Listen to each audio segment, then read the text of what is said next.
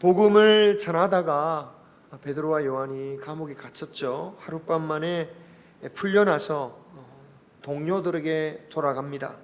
그래서 제사장들과 장로들의 말을 전해주죠. 예수님의 이름으로 말하지 말라, 이러한 위협이었습니다.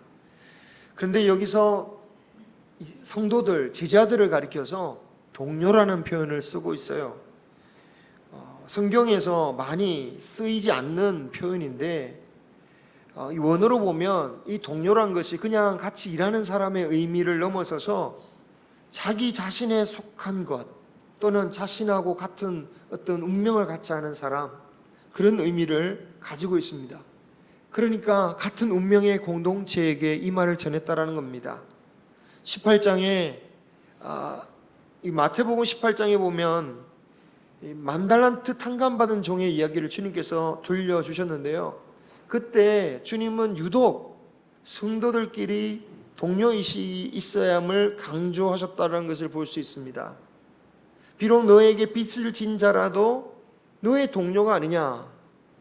물론 그 비유의 주된 골자는 용서에 관한 말씀입니다만, 또 그 숨은 뜻을 보면 동료의식을 강조하는 것을 보게 돼요.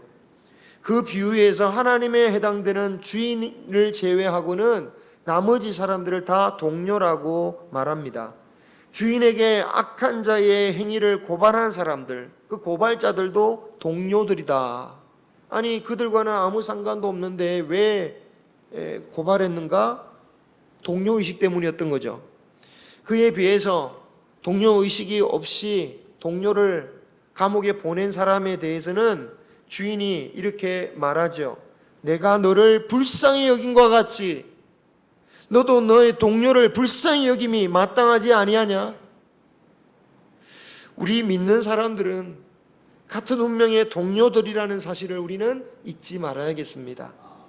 함께 일하는 사이, 함께 이렇게 잠시 머문 교회에 어떻게 그냥 함께 모인 정도의 사이가 아니라 각각 서로가 서로에게 속한 같은 운명의 공동체다라는 것, 그것을 주님이 묶어주셨고 또한 그것을 우리에게 사명으로 주셨다는 것을 우리가 꼭 기억해야 됩니다. 물론 이런 동료의식은 우리 충강교회 성도 이 안에서만이 아니라 같은 믿음을 가진 모든 성도들에게 미쳐야 합니다. 바울은 다른 나라에 있는 어려움에 처한 이 성도들을 위해서 헌금을 걷어서 전해주는 일들을 감당했습니다.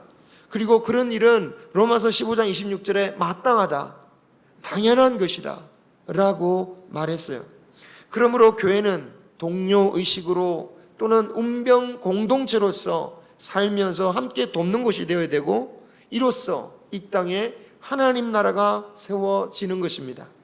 반면 동료의식 없이 그냥 모여있기만 한다면 아무리 많은 사람이 교회의 이름으로 모인다 할지라도 하나님의 나라라고 말하기는 어려운 거죠. 오늘 동료라는 말을 통해서 성도란 하나님 나라를 이루어가기 위해서 고난의 길을 함께 가는 사람이며 마침내 영광의 나라에도 함께 들어가는 사람이며 같은 운명을 가진 사람이다라는 것을 우리가 꼭 기억하기를 소망합니다. 비록 각자의 허락하신 상황이 다르고 환경도 다르고 주어진 것도 달라요. 정말 다양한 삶을 우리가 살아가고 있지만 우리가 어떤 삶을 살든지 어떤 모양으로든지 어떤 방법으로든지 그 고난의 길에 함께 참여하는 동료로서 우리가 살아가야 되는 것이죠. 야구 경기를 보다 보면요, 투수가 공을 일부러든지 일부러든지 아니면 실수로든지 상대방 선수의 몸을 맞힐 때가 있습니다. 그렇게 하면 갑자기 그 타자와 투수가 둘이서 막 엉겨 붙는데 그 두 사람만 싸우는 게 아니라 갑자기 그 대기하고 있던 선수들 팀들이 다 한꺼번에 다 튀어나와요. 막 다 와가지고 막 엉킵니다. 그런데 진짜 싸우냐? 진짜 싸우는 사람은 당사자 2명이고요. 몇 명은 말리고 나머지는 서로 안부 전하면서 서로 싸우는 척 한답니다. 아니 그럴 거면 왜 나왔냐? 안 나오면 벌금이래요. 왜? 같은 동료다. 같은 동료인데 모른 척하면 같은 팀일 수가 없다. 팀이 될 수가 없다. 한 팀이면 동료의식을 가져야 한다라는 거죠.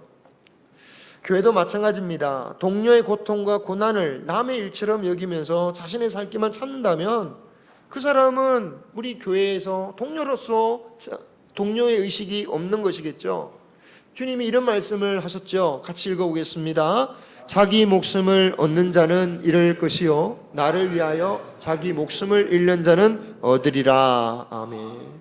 이 말씀은 당연히 예수님을 위하여 목숨을 다라는 말씀이지만 예수님은 또 한편으로 몸된 교회이기도 하시고 곧 우리 성도들을 자신처럼 말씀하시기도 하셨습니다. 그래서 너희 중에 작은 자를 위하여 행한 일이 나에게 행한 일이고 나에게 행하지 않은 일이 나를 위해서 행하지 않은 일이다. 그렇게 말씀하셨죠. 그러므로 이 말씀은요, 자기 살 길만 찾는 신앙, 이것으로는 자신을 살 수가 없다. 구원을 이룰 수 없다. 그리스도의 몸된 교회의 성도들을 섬기는 것이 우리의 살 길임을 주님은 말씀하신 겁니다. 오늘 말씀을 통해서 우리가 선교사님들의 사역이나 또는 다른 성도님들의 믿음을 나의 속한 일로 생각하면서 함께 기도하고 또 아낌없이 후원하며 나아가는 우리 교회 되시기를 축복합니다. 이 사명을 끝까지 잊지 않고 사명을 감당해야 되겠습니다. 그렇기에 베드로와 요한으로부터 이 성도들, 동료들이 전에 들은 말을 듣고는 한 마음으로 기도하지 않을 수가 없었던 거죠. 베드로와 요한이 받은 협박은 곧 사실은 자신들이 받은 협박이라고도 여겨졌습니다. 그런데 여러분, 만약에 나는 예수님을 믿을지라도 베드로와 요한처럼 목숨 걸고 복음을 전할 일은 없을 거라고 생각했다면 아마 그들은 그 위협을 듣고도 위협이라고 별로 느낌이 별로 없었겠죠. 덜 간절했을 것입니다. 하지만 그들은 그렇게 생각하지 않았던 거예요. 베드로 요한만 들은 위협이 아니라 그들이 받은 위협은 나에게도 똑같이 위협이다. 왜? 베드로와 요한뿐만 아니라 나도 복음을 전해야 될 사명을 가졌으니까 그 협박을 자신이 받은 것처럼 여겼다라는 것이죠. 우리의 신앙이 건강하다면 우리가 이런 말씀 보면서 우리도 똑같은 마음을 가져야 된다라는 겁니다. 또한 선교지에 선교사님들의 어려움들과 고통을 들으면서 그 일을 나의 일로 여겨야 되는 거죠. 그래서 그 일을 위해서 섬기고 후원하고 한 마음으로 기도해야 되는 겁니다. 그리고 한 마음으로 기도하는 것이 참 중요합니다. 기도를 굳이 모여서 하는 이유가 있다면 한 마음으로 기도하기 위해서예요. 물론 그냥 모여 있다고 해서 한 마음으로 기도하는 것은 아닙니다. 다 모여서 동상이몽처럼 그냥 각자의 기도 제목 가지고 자기만을 위해서 기도한다면 그것은 한 마음이 아니겠죠. 한 마음이라는 것은 같은 마음을 가지는 겁니다. 같은 뜻을 가지고 기도하는 거예요. 그것을 위해 우리는 기도할 사명이 있습니다. 오늘 말씀에 성도들이 뜻을 같이 한 그 기도의 내용이 나와요. 그 기도의 내용을 보면 우리가 어떻게 기도해야 될지, 또 하나님께서 역사하시는 기도가 어떤 것인지, 정말 하나님의 능력을 경험하는 기도가 어떤 기도인지를 우리가 볼 수 있습니다.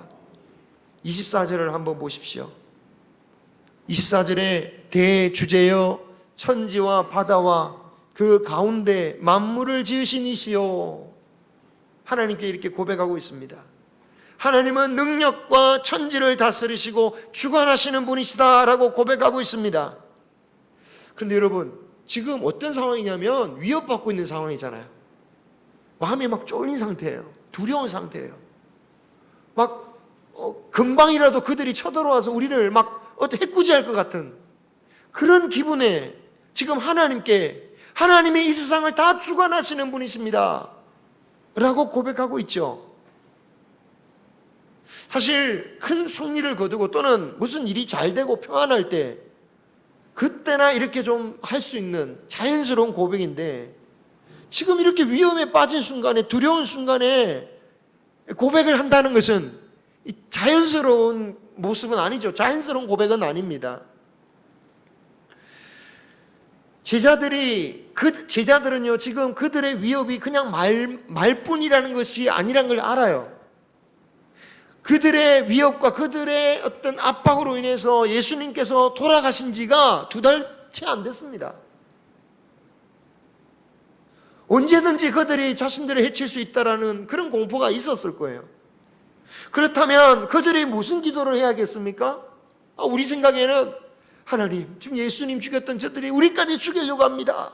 제발 살려달라고, 우리를 이런 위협에서 벗어나게 해달라고, 그런 기도를 하는 게 자연스러운 기도 아니겠습니까? 그런데 성도들은 담대하게, 아무리 그래도 주님이 대주제이십니다, 그거야 그들이 성령 충만하니까, 오순절 성령 충만함도 경험했으니까 그렇겠죠. 그런데 여러분, 31절 말씀 한번 보십시오.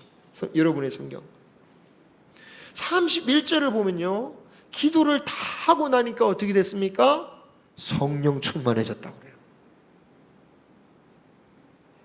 기도한 후에 하나님이 그들의 마음을 감동시키고 성령으로 꽉 채워주셨다라는 것입니다. 무슨 말입니까? 그들이 지금 그 마음에 막 감동이 막 폭발돼가지고 주님은 대주제시여 이렇게 고백한 게 아니라는 겁니다. 물론 그렇다고 믿음이 전혀 없이 기도한 것은 아니죠. 오히려 반대입니다. 그들은 이미 성령의 충만함을 경험한 사람들이에요. 하지만 이 31절의 말씀을 통해서 알 수 있는 것은, 지금 그들의 마음이 막 하나님께서 부어주신 성령의 충만함으로 막 고백한 말이냐? 그런 게 아니라 바로 믿음으로 고백했다라는 것을 알 수가 있습니다. 여러분, 정말 성령의 감동이 충만한 상태가 되어 있어야만 내 마음을 하나님께서 막 어쩔 수 없는 기쁨을 막 부어주시고 감동케 하셔서 막 죽음을 무릅쓰게도 그때야만 내가 하나님께 믿음의 고백을 할 수 있는 것이냐? 그게 아니라는 거죠. 여러분, 하나님께서 우리를 만나주시고 우리에게 은혜를 주셨다면, 그런 경험을 하셨다면 비록 시간이 지나 그 마음이 바뀌었을지라도 우리는 믿음으로 행해야 됩니다. 하나님은 우리에게 믿음의 고백을 원하십니다. 꼭 마음의 감동을 불어넣어 주셔야만 내가 움직이고 내가 고백할 수 있는 게 아니라 그 은혜를 기억하고 기념하고, 그래서 그 기억으로 믿음으로 고백하며 나아가야 된다는 거죠. 여러분, 감동이 있어요. 어떤 옛날에 우스운 얘기 중에 너무 하나님의 성령의 감동을 바라는 마음이 있은 나머지 오늘은 성령께서 말하시는 대로만 입고 가겠습니다. 양말을 한 짝 신었다가 어느 날은 한 짝 안 신었다가, 어떤 사람은 양말을 한 3쪽씩 신었다가, 이 감정과 성령이 주시는 마음대로, 옳은 것 같은데도 이상하잖아요. 반대로 한번 좀 다르게도 생각해 보겠습니다. 성령의 감동이 있어야만 교회 나오고, 성령의 감동이 있어야만 성가대 서고, 뭔가 오늘은 기분이 안 좋은 것 같아, 그럼 오늘은 이런 마음으로 주님께 가면 뭐 영광이 되겠나 이러면서 안 나오고, 내 마음과 내 기분대로 움직이면 어떻게 하나님의 나라가 바로 설 수 있겠습니까? 그게 어떻게, 하나님께서 우리의 마음을 달래주셔야만, 하나님께서 힘을 주셔야만 우리가 움직인다면 그게 어떻게 하나님을 섬기는 것이겠습니까? 그게 어떻게 믿음이라고 할 수 있겠습니까? 은혜를 안다면, 경험하였다면, 홍해를 걷는 사람이라면, 비록 지금 광야의 길 가운데 물이 없고 내 눈앞에 아말렉이라는 대적이 막 닥쳐오는 순간이라도, 겁에 질리고 공포의 순간일지라도 잠잠히 하나님의 구원을 바라보면서 믿음으로 기도해야 되는 것 아니겠습니까? 믿음으로 움직여야 되지 않겠습니까? 그렇습니다. 때로는 마음보다 믿음을 의지해야 하는 순간이 있는 겁니다. 협박의 소식을 듣고 성도들이 어떤 마음이겠습니까? 당연히 두려운 마음이 있었겠죠. 하지만 그 마음보다 믿음으로 하나님은 대주제시라면서 고백하며 그 하나님 앞에 소리 짓고 부르짖으며 기도할 때에 하나님께서 성령 충만한 은혜를 주시는 거죠. 여러분, 이런 믿음의 고백은요, 우리의 기도의 방향을 정해주는 대단히 중요한 고백입니다. 지금 제자들과 성도들은 유대 종교 지도자들로부터 받은 무슨 협박 가운데서도 하나님은 대주제시다 라고 고백하는 것은요, 결국은 이 모든 것들이 하나님의 주관 아래 있다, 하나님이 뜻하신 대로 되어지고 있다 라는 것을 고백하고 있는 거예요. 마치 하나님께서 이스라엘 백성들을 죽음과도 같은 그 홍해로 일부러 이끌어 가셨던 것처럼, 마실 수 없었던 그 마라의 샘물로 일부러 이끌고 가셨던 것처럼, 실수가 아니라 하나님의 예상 밖의 일이 지금 벌어진 것이 아니라 하나님께서 그의 백성들에게 예정하신 길로 인도하셨다라는 거죠. 그 고백들이 25절부터 28절까지 말씀입니다. 25절, 여러분 성경을 보십시오. 자, 25절을 보면 다윗의 입을 통해서 성령으로 말씀하신 뜻대로 세상이 분노하고 허사를 경영하고 있습니다. 무슨 말입니까? 세상이 지금 우리를 향해서 분노하고 헛된 일을 하는 것은 다윗을 통해서 말씀하셨던 대로 지금 이루어지고 있는 것입니다. 26절, 세상의 왕들과 관리들이 그리스도를 대적하였다라고 했는데 하나님의 말씀이요, 27절에 뭐라고 합니까? 정말 그렇습니다. 과연 그렇습니다. 하나님의 말씀하신 대로 저기 헤롯과 빌라도가 이방인들과 이스라엘 사람들이 한패가 되었습니다. 그리고 28절, 하나님의 말씀대로 대적들이 그리스도를 죽였고 이제 교회를 핍박하고 있습니다. 그들이 받고 있는 위협이 다 하나님께서 예정하셨다라는 거예요. 다 정해줬다라는 거예요. 그 길대로 지금 일어나고 있는 것을 우리가 지금 보고 있습니다 라고 고백하고 있는 거죠.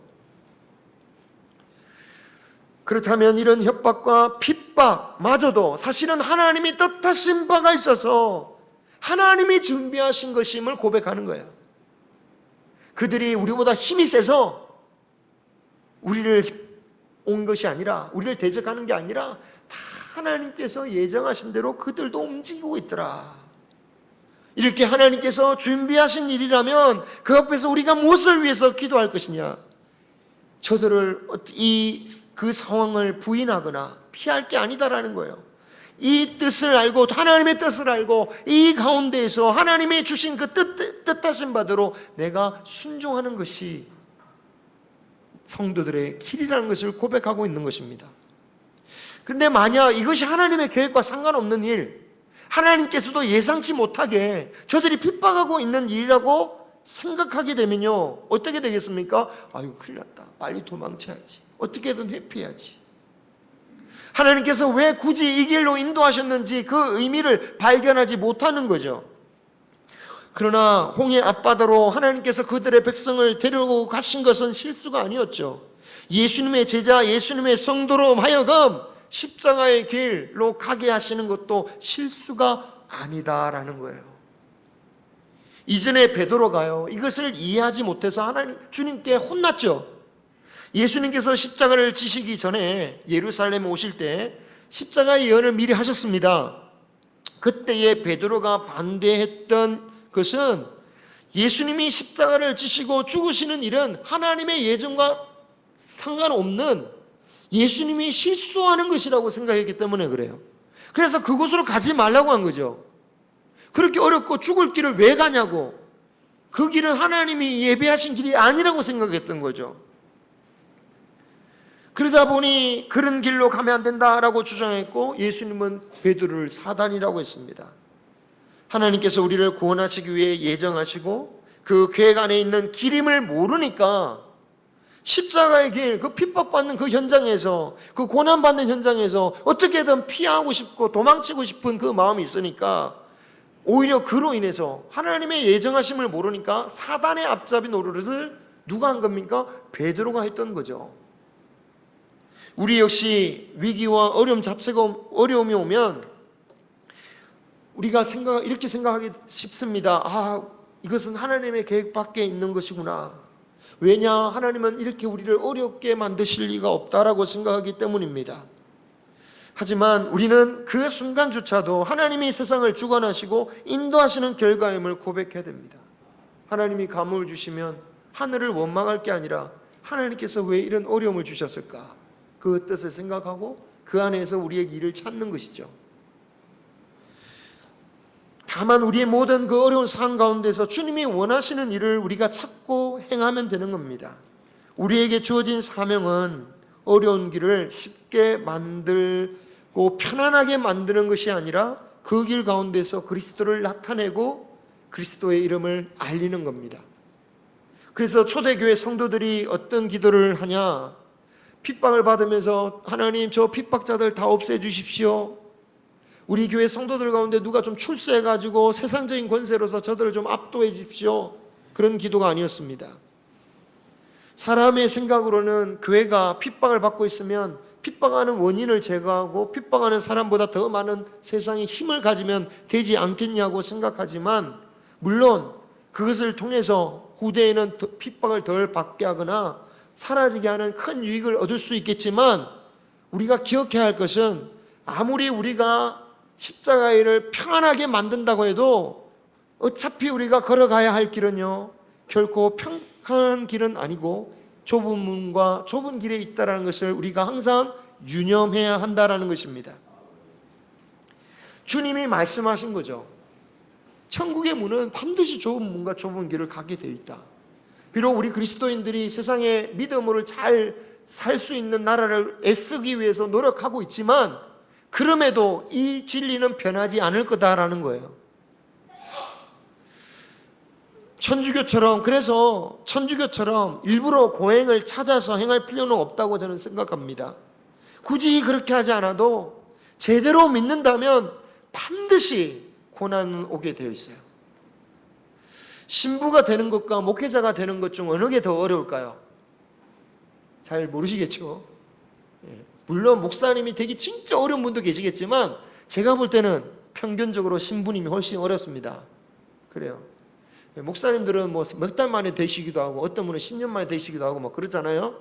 천차만별인데 이 신부는 쉽게 되지 않아요. 진짜 어렵습니다. 조금만 잘못하면 탈락이에요. 쫓겨나요. 그에 반해서 신학생들은 그런 건 없거든요. 그런데 막상 신부가 되고 이후에는 신부가 되고 목사가 되면 누가 더 어려울까? 제가 보니까 목사가 훨씬 어려워요. 왜냐하면 신부님, 이런 말 죄송하지만 신부님들은요 사역지에 대한 고민이 없어요. 먹고 살 걱정이 없어요. 심지어 은퇴해서 노후 생활도 걱정하지 않아요. 그런데 목사님들은 처음부터 끝까지 죽을 때까지 웬만한 목사님들은 진짜 먹고 사는 것을 주님 의지하지 않으면 안 되는 그런 삶을 살게 되죠.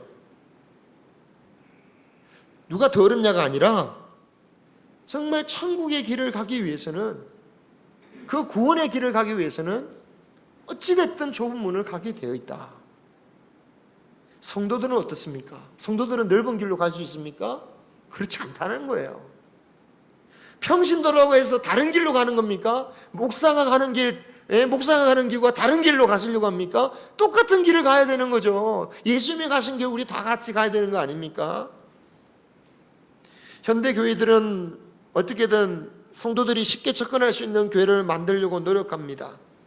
좋은 거죠. 접근 많이 해서 문화 활동도 하고 여러 가지 활동해서 성도들, 많은 사람들이 교회를 방문하게 해서 예수 그리스도를 영접하게 하는 것, 그거는 좋은 노력이라고 생각합니다. 하지만 그럴지라도 우리의 신앙은 결국은 제대로 믿으면 고난을 마주할 수밖에 없고, 그런 고난 없이 신앙생활을 하게 해주겠다라는 목사님 계시면 가짜라는 거죠. 그런 교회가 있으면 가짜인 거죠. 여러분 걱정 없이 주일만 딱 하면 여러분 자동 천국 갑니다, 이렇게 말하면 그긴 다 가짜는 거죠. 뭐 이단이냐 아니냐 상관없이 그런 복음은 가짜 복음인 거죠. 그래서 우리가 교회를 정할 때에도 항상 믿음으로서 좀 정해야 됩니다.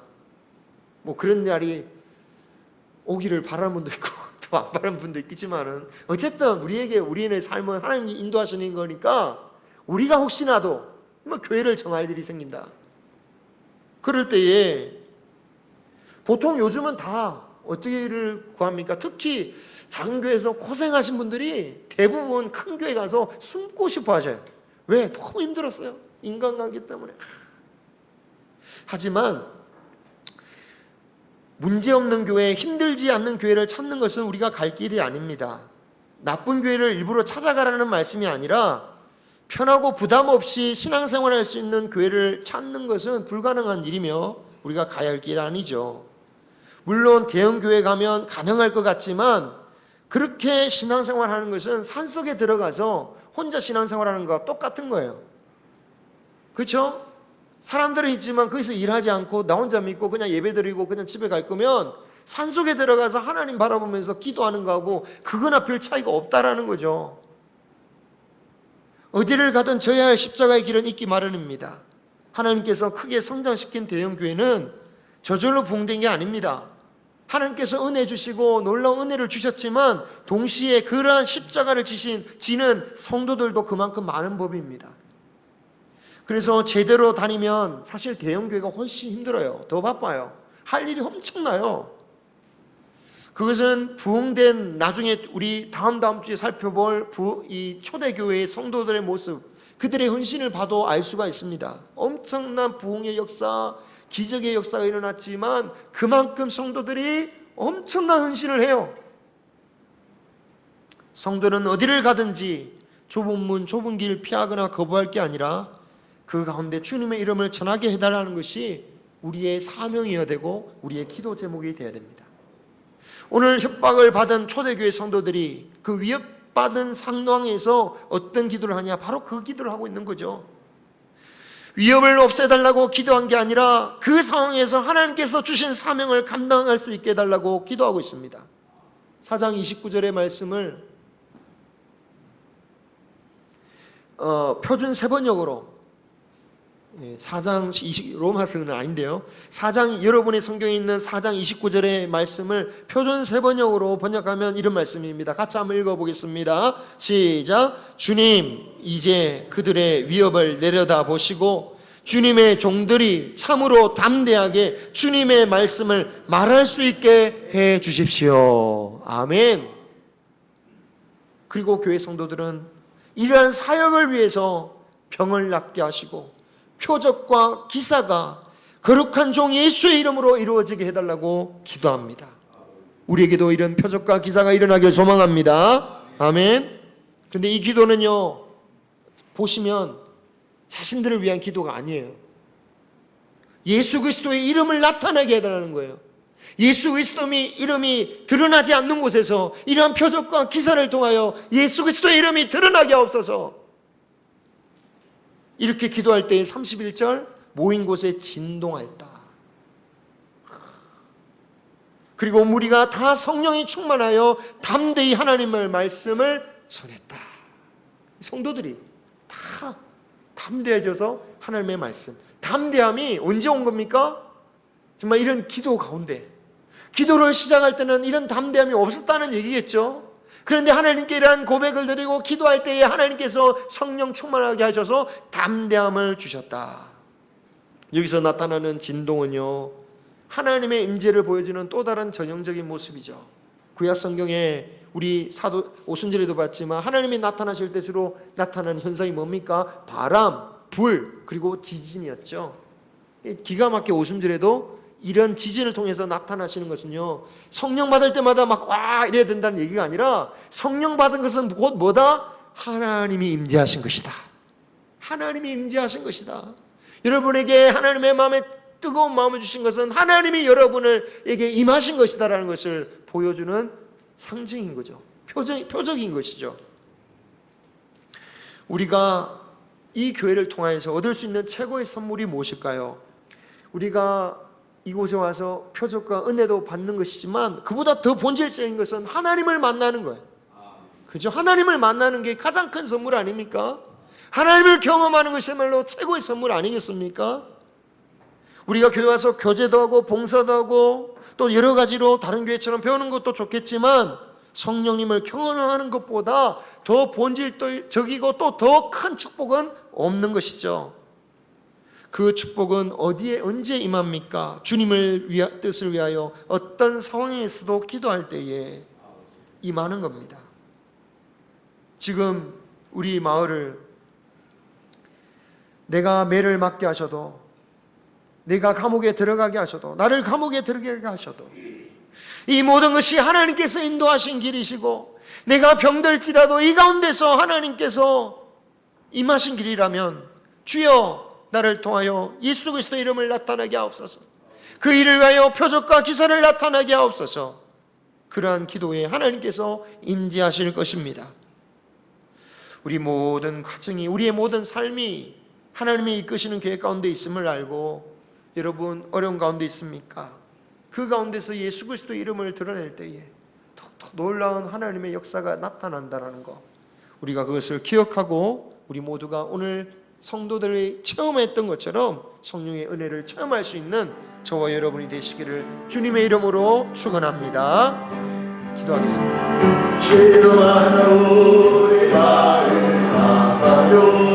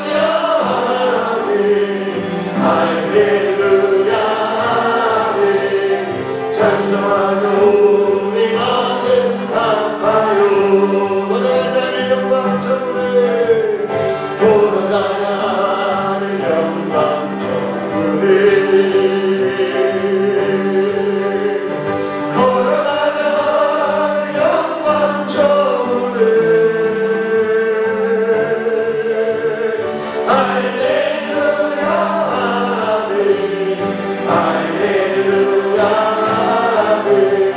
걸어가는 하늘 영광 조물을 바라보자 주님 계신 바라보자 주님 계신 저물을 바라보자 주님 계신 저물을 할렐루야 아멘 할렐루야